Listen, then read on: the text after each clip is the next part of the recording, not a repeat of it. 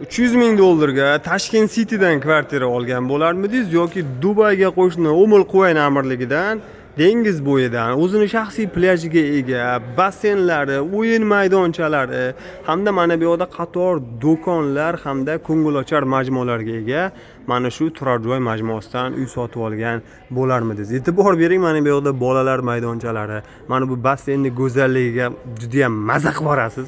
Bu yer kelajakda turistlar uchun qaynoq joy bo'lishi aniq. Sababi dengiz borki, bilingki, dam olaman degan odam albatta topiladi. Ayniqsa Yevropada yoki bizda qishda sovuq payti bu yerda dengizda maza qilib dam olishni xohlashadi. Mana bu yerda o'rtada esa hattoki kinoteatrlar ham mavjud ekan. Mana ko'rishingiz mumkin, orqa tomonda alohida parkovkalar bor. Xullas qo'yinchi, aqlli investorlar uchun eng zo'r tanlovlardan biri hisoblanadi. Hozirroq bizga murojaat qiling, ushbu proyekt haqida sizga to'liq batafsil ma'lumot beramiz.